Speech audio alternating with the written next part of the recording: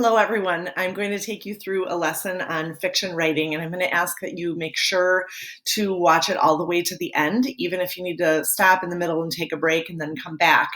But in preparation for being successful and meeting expectations in the high tension scene assignment, it's really important that you've kind of tracked through each of the parts of this lesson. And I'm going to be teaching you about psychic distance for a majority of it, which is a concept that for, I believe, most of you is going to be brand new. And so come along with me and we're going to have a great discussion. And if you have any questions, there's going to be an opportunity later this week in a live session for us to do some Q&A.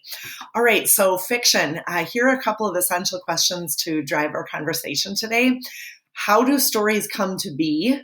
Where do they take us, and why do we want to go along is kind of this all-encompassing question that just dives into the why of fiction. And I am a fiction lover. I am always reading a book.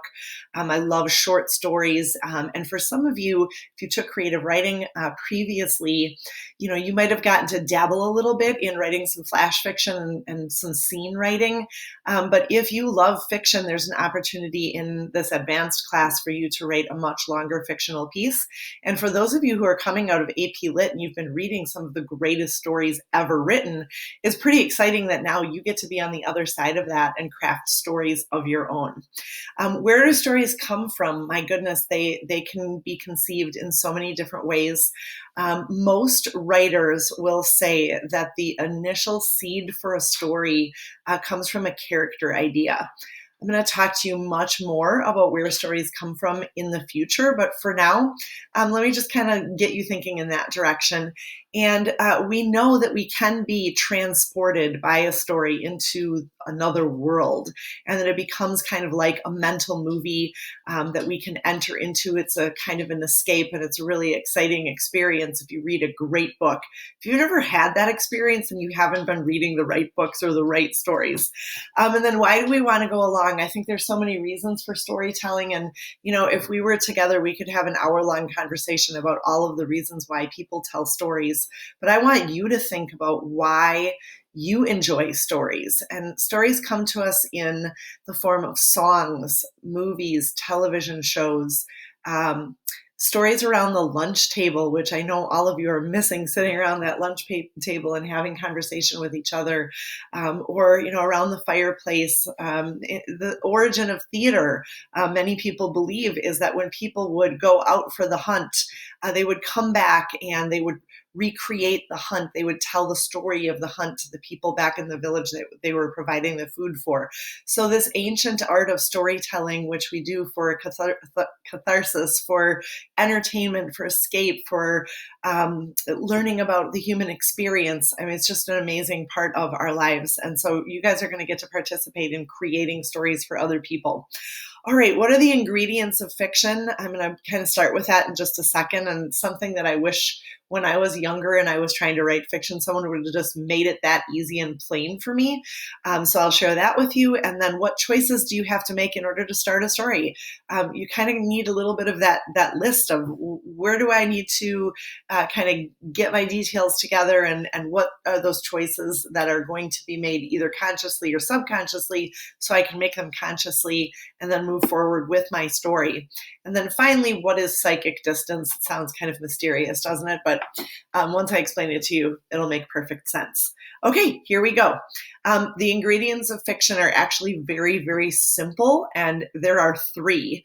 You could take any book off of the shelf and go through and highlight every single line with either action, dialogue, or description. If action was pink and dialogue was green and description was blue, every line of the story would be underlined or highlighted with those colors, because those are what fiction is made up of: action, dialogue, and description. And I think just knowing that it's that simple of a recipe, that when you are putting that pen to paper or you're putting your fingers on the keyboard, you're either creating action through what you are writing, you are actually scripting dialogue for characters to speak, or you are describing the actions or the setting or what is happening, the movement. I mean, that's it. And so I found that very liberating when I realized that it could be kind of narrowed down to those 3 ingredients. So at this point, I might want to say, I hope you have your journals open and so you can jot some thoughts down as I'm going through this. So maybe pause the video if you don't have your journal out yet, and you can write this down. Okay, you're going to be writing this high tension scene. Well, what is a scene? First of all, if you look in the middle of this screen here, it says a scene depicts a set of plot points that take place in a given setting with a set number of characters. And a scene has a beginning, a middle, and an end. And there are things that happen during the course of that particular scene. If you're just describing a situation, or a summary, you're giving a summary, that doesn't make for a scene. We actually need to let that set of particular plot points play out in kind of like real time. 1 second at a time, you as an author are taking us through a description of what is being said and where people are moving and what's happening. And we're getting to watch it blow by blow, second by second. And so when you put action, dialogue, and description together, you kind of weave them together.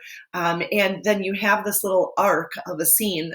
First this happens, and then that happens, then this happens, then this happens.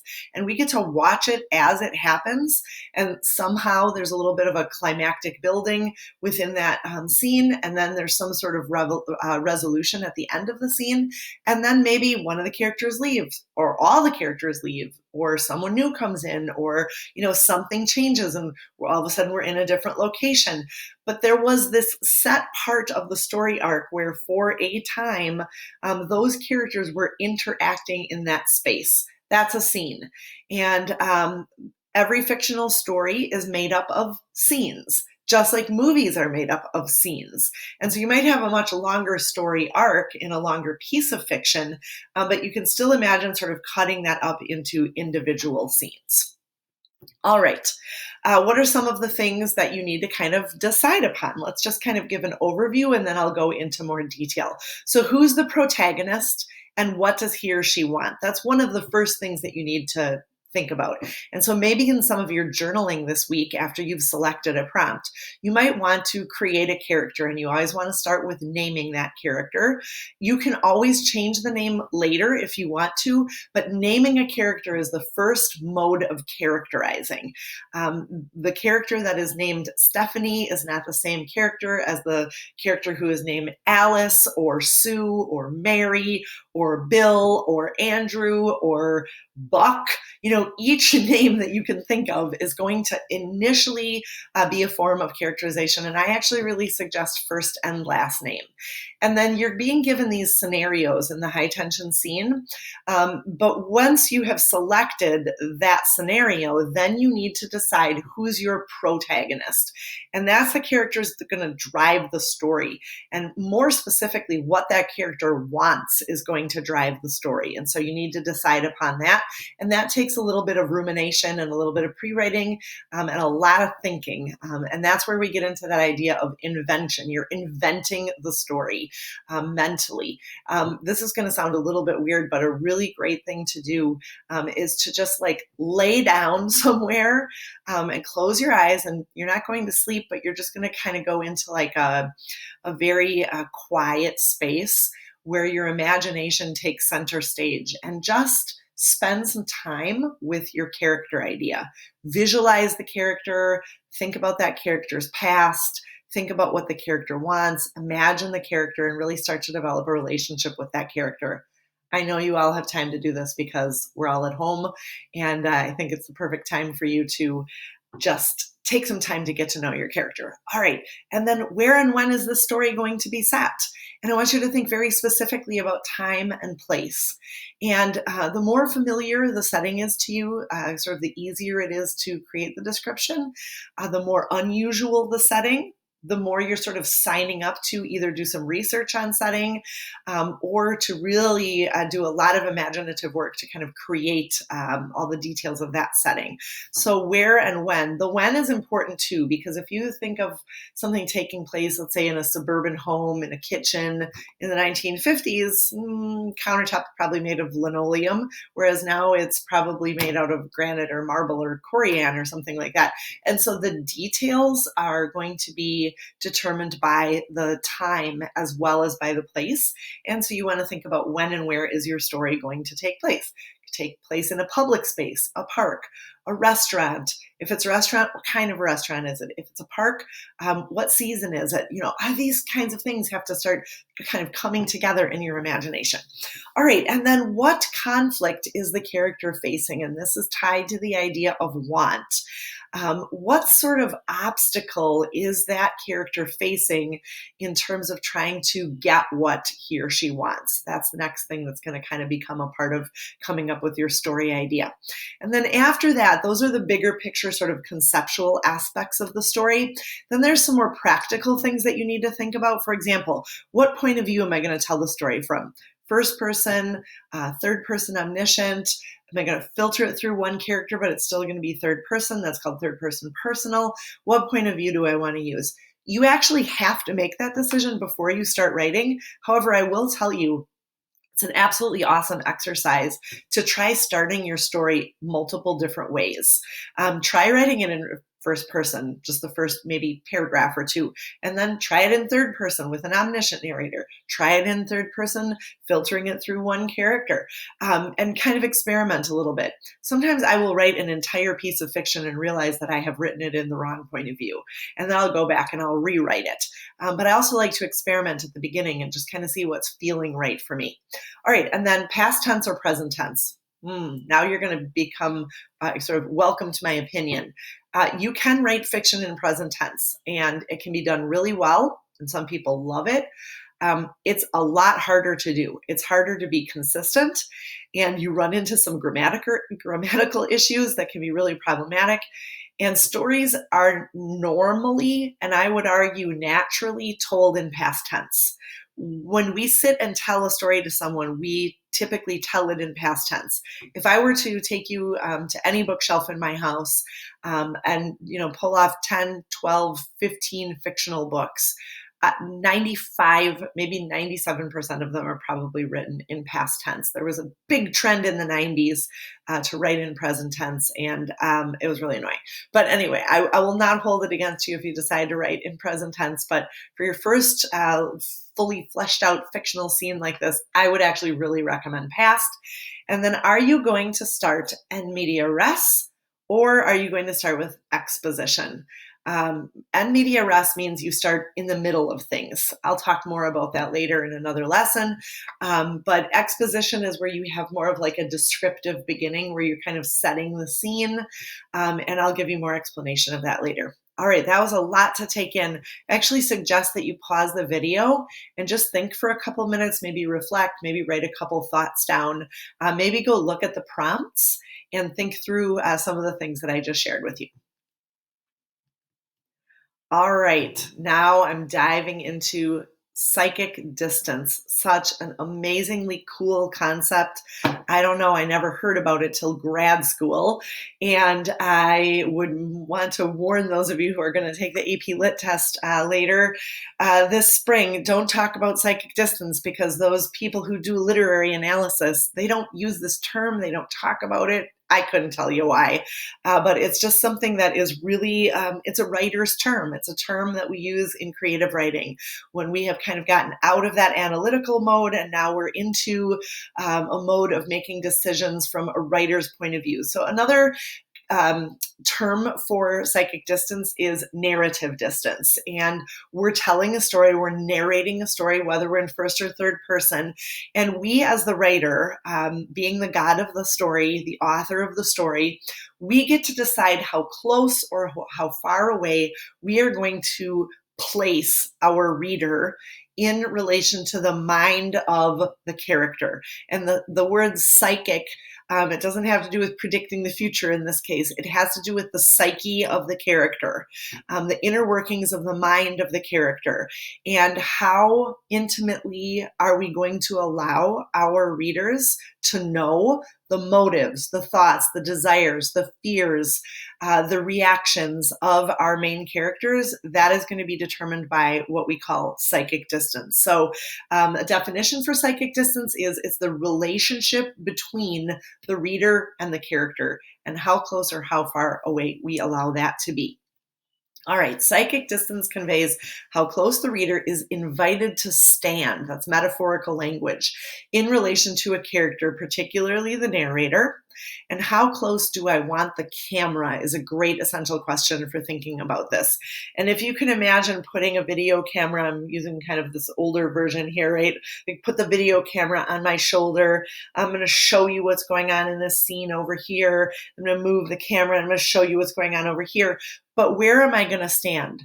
Have you ever seen one of those shows where the camera angle is super far back and it's looking down from the mountains upon this little town, in a town, in the shadow of the mountain, blah, blah, blah, lived a family, or I grew up here, and it's really far away and you're sort of seeing this bird's eye view of the town really far away. Then maybe as the story goes on, you get kind of down into that town and maybe into the life of that particular character a little bit more deeply. That metaphorically gives a visual for what psychic distance is. And this is really hard to get the concept of how that manifests in your narrative writing until I give you an example. So we'll get there in just a sec. But I want you to think about intimacy. How intimately do you know the thoughts, desires, motives, attitudes, views, and perceptions of a character? And some of us really prefer books where the writer lets us have a lot of access to that. Those of you who have read Great Expectations, we're so tracking with Pip throughout that story, and we know the depth of what he's thinking about. He's very transparent, and the psychic distance goes pretty close a lot of times, and so that can be really appealing. In Beloved, for example, at some points we're so deep in the psyche of a character that it goes into this very strange sort of stream of consciousness-esque, almost poetry-like mental processing of the characters. And so that has an even closer psychic distance at some portions of the story. And I'm sure all of you have read stories where you feel really connected. Other times it's kind of nice to just be kind of a little bit further back and really get to see the playing out of the story more objectively. And sometimes we get that with an omniscient narrator, sometimes third person, but even a first person narrator can keep us pretty far away, just kind of tell us the story. It feels more like a told tale.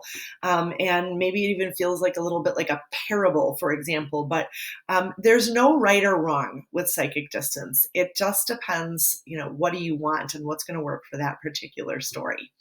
All right, here we're going to go right into an example. And so I kind of color coded this so you could see that what's happening is that we are moving closer and closer in with the characters. So I'm going to read through this, and I want you to feel the levels. Usually like level 1, it's pretty far away. Level 2, we're going to get a little bit closer. Level 3, a little closer. By level 5, we're almost in a stream of consciousness-esque kind of a storytelling mode. This particular story is told in third person. I'm going to give you another example in first person in a couple of minutes. So here we go. After the game ended, fans lingered around every corner of the stadium, and one dark-haired man stood leaning on a garbage can in the parking lot. If we were together, I would ask you what details in there really make it feel like a faraway psychic distance. And one of them, I think, is that it says, one dark-haired man. That gives the impression that even the narrator doesn't necessarily know who that character is, and it makes us feel kind of removed from the character. Also, just the details are kind of broad-stroked details. We know there's a stadium, there's some sort of a game that has ended. We can see a parking lot and a garbage can. There's some objects there, but they're kind of big. They're big objects. And so we feel far away. Watch how this next sentence is getting at the same thing. So this isn't the next sentence in the story. This is the same sentence told through a closer psychic distance. Matthew, I'm already closer because there's an intimacy created by that name. Matthew had drunk too much during the game and braced himself against the garbage can, the only thing he could find to hold himself up upon his feet. All right, so we know more about the reason why Matthew is leaning on the garbage can. And so knowing the why, that's more of an internal and more of an intimate thing that we know about the character. And the language itself, braced himself, the only thing.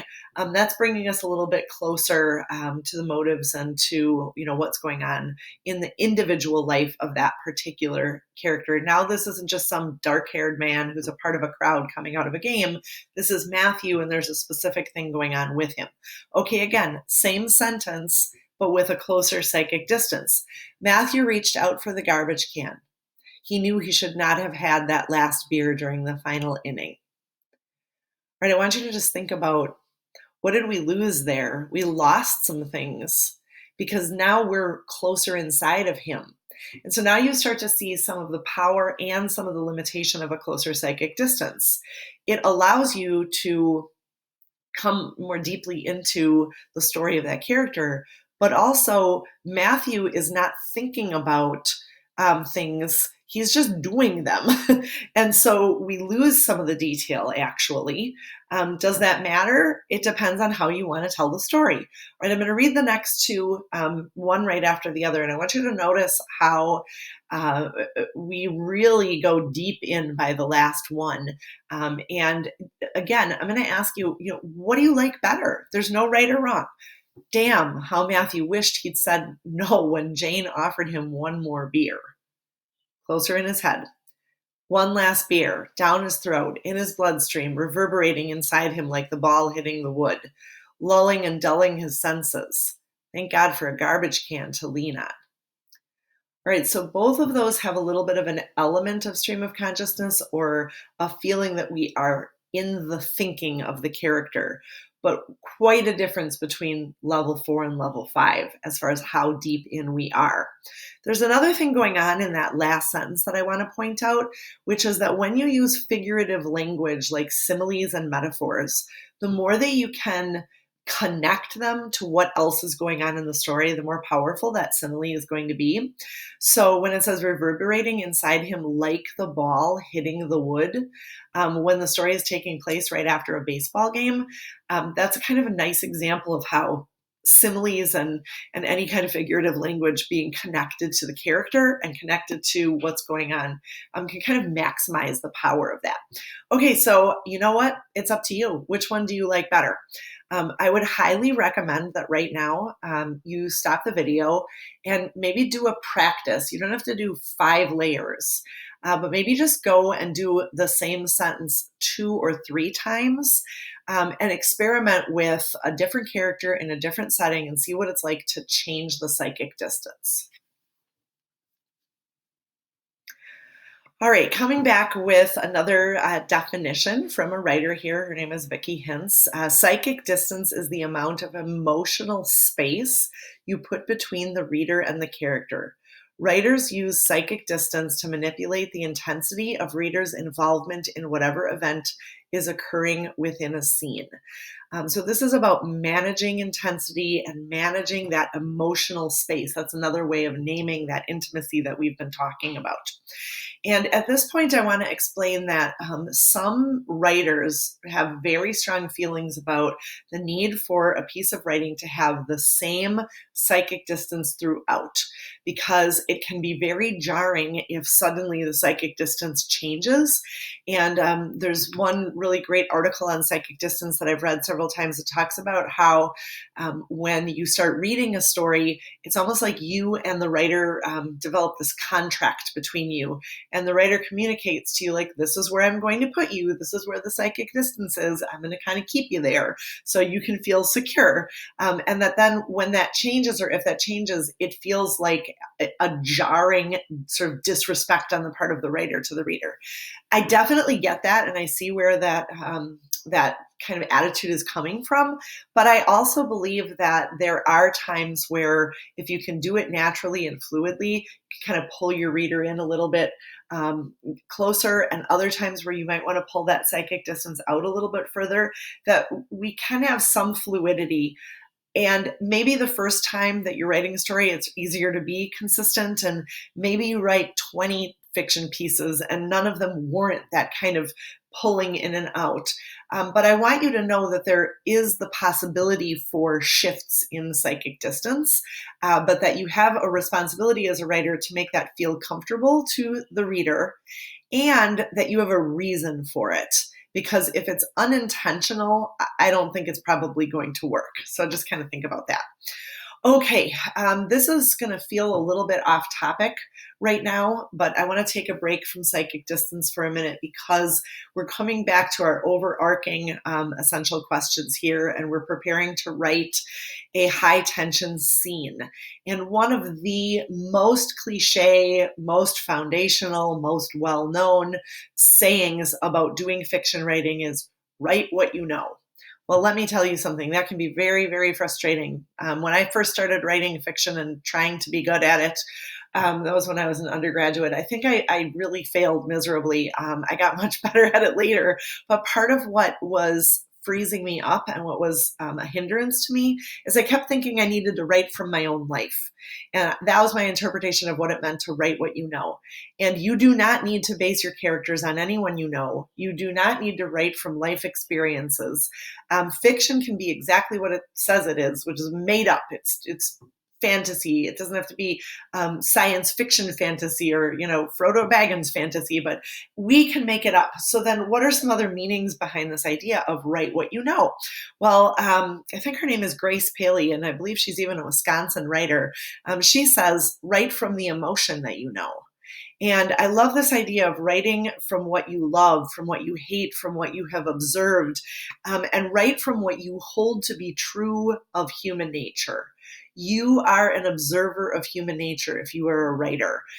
Some of the greatest writers of all time were, in my opinion, the earliest psychiatrists or studiers of psychology, because they were the ones who were watching and discerning and then recreating for us on the page what people do in real life. You've all had that moment where you're either reading a book or you're watching a movie and somebody does something or says something and you're like, oh, yes, isn't that so true of us humans, we humans, and we're capturing those human truths. So what's happening can be completely made up.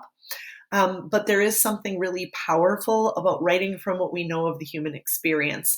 There's some other great little quotes on here that you guys can read that I think are really helpful as well. But keep thinking about that as you're coming up with your high tension scene and as you're trying to create a story that feels engaging.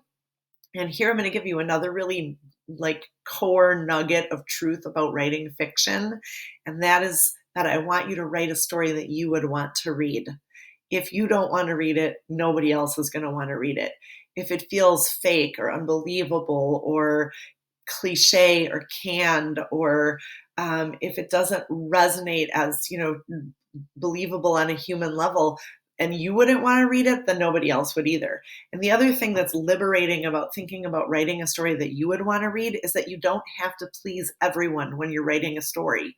Just think first about pleasing yourself and writing a story that would be enjoyable for you to read. And then there will be other people who join you in that enjoyment as well. Okay, here's another example of psychic distance. And so if you need to take a break, go ahead and take a break, come back to this. But here we go. So this is a first person example. And I wanted to make sure that everybody understands that psychic distance has nothing to do with first person versus third person, nor does it have to do with past tense or present tense. You can do either in any level of psychic distance. Psychic distance only has to do with the space between you and your reader. All right, here we go. In the far-off days of Uther Pendragon, witches stalked the earth. I, I don't know where my writer is for this. Emma Darwin. Okay, here she is. Her name's on the bottom here. She is going to give us a retelling of the Pendragon story here. So, I mean, that just sounds like a fairy tale at the beginning there, right? Like, in the far off days of Uther Pendragon, witches stalked the earth. Okay, this sounds very dramatic. Let's go a little bit closer in the psychic distance. Every village had its witch, and we feared or consulted her according to how desperate we were. When I was a child, Mistress Magrid frightened me, and when she walked down the street, the big ones would shout, "Here comes old Magrid," while I hid and crossed myself. Can you see how different those three are from each other? Very, very different. And even just, where you can start changes depending on how close the psychic distance is. No one in their own head is just sitting there thinking in the days of Uther Pendragon. So if I'm in this character's head, I'm not going to get that. It's just, that would be weird. We don't think like that. But we do think like that third version. So a little bit closer there. All right, I'm going to read you 4 and 5 now. My eye just started to twitch. And here came old Magrid with her ragged clothes and her big black cat, and I shivered and prayed because St. Mary would save me, wouldn't she? All right, that's stream of consciousness, right? You almost would think that's deep, like really deep psychic distance. But watch how you can go even deeper and even closer in the psychic distance. Magrid's coming in her cloak like little demons dancing, and what'll I do? Mustn't catch her eye, hide in the ditch and cold and wet, but Black Peter will see me. Mother Mary, save me. He'll look at you, and then Magrid can see into your mind and plant demons in there. And right, I mean, whoa, that is almost, it's almost disconcerting, right? But you get that frantic feeling. And we also are closer to the why of what's going on in the scene right there. So I don't know. It's pretty interesting, you guys. I want you to play around with this and just know that it's a choice that you're making. And it's not something to worry about, but it is something that you do have control over as an author. Okay, so I'm wrapping up now. I've got, I think, 2 more slides. And so if you can just track with me, and then I'll have a little reflection at the end. So every choice that you make as a writer is going to shape the story. I think that goes without saying, but I just want you to think about how we want to take some of these choices and move them from subconscious or don't really realize I have to make them to a conscious level choice. First, you're going to decide first person. That's where you are speaking as the character with I. Some people think that automatically creates a close psychic distance. Not necessarily. It's up to you. If you like reading first person, maybe for your first fictional scene here, then try writing in first person, but it's totally up to you. When you get into a third person narration, you have 2 main choices. One is an omniscient narrator where you're going to take your reader into the heads of multiple different characters. I do not recommend that unless you have a cast of characters where all of them are extremely important to the story and sort of own the story. Because if you are using omniscience, you're basically saying that story belongs to all of those characters. Much more common in contemporary fiction would be, if you're using third person, to do what's called limited omniscient or a third person personal. Those are both the same thing. And that is where you are still using he or she or, the name of the character, Matthew. But you're only filtering through Matthew's experience, and we never get into anybody else's head. And if you do that, you really have to realize that you're not going to be able to suddenly tell what another character is thinking, because that, again, is going to be very jarring to your reader. So the choice that you have, first person, third person omniscient, third person personal, is pretty, it's pretty much up to you, whatever you want to do. Second person is where you speak directly to the reader, and that is very, very rare in fiction. We can talk about that later. All right, we just went through and talked about psychic distance, so that's one of the choices that you're going to be making while you're writing. Expositional beginning versus an en media res beginning. I have a whole lesson on that, so I'm just going to right now say that if you want to start out with some descriptive detail and get us sort of acclimated to what is going on in the scene, that can be a really powerful way to start. But don't feel like you have to. En media res, it's like Hemingway said, reading a short story is like jumping on a moving train. And en media res beginning, it's like boom, you just right in the middle of action. So you might start with a character speaking. We don't even have to know that character's name yet. They're just talking. And we get drawn into the conversation. Maybe something physically happens. You've all seen those action movies where it starts out with like a explosion, or it starts out with someone's riding a motorcycle down the street. You don't know who they are. You don't know where they're going. Oh, they're being chased, right? Like you're just sort of dropped into the scene. That's what en media res means. And so you can do either one of those. You might want to try starting your scene, both ways and see what you like better. And then past or present tense. And again, I made a strong case for past tense, but it is up to you. All right, take some time to reflect now. And when you turn off the video and it's just you and your journal, I want you to think about what were the things that I talked about today in this lesson, which is maybe a little bit more like a lecture in this format. But what did you know already? So thinking about what feels comfortable to you, what you have a stronger foundation in, can make it a little bit less daunting to sort of push forward with writing fiction. What did you already know? I'm sure there were quite a few things that you were familiar with already, and this was just a review or maybe looking at it through the next lens. And then what do you now understand that fills in a gap? Something where just like, I kind of knew that already, but now I get that. Or, I never heard of psychic distance before. I never really thought about the difference between omniscient and limited omniscient. Or I don't know, maybe it was something to do with setting or writing what you know. We talked about a lot of different things. So what do you now understand that fills in some of those gaps? And then what do you still want to know? We're going to have opportunity for Q&A later this week. And so I want you to keep track of questions that you want to ask me. You guys are certainly welcome to also email me, and different things are going to arise. So let's just keep track of what are the things that we're still curious to know.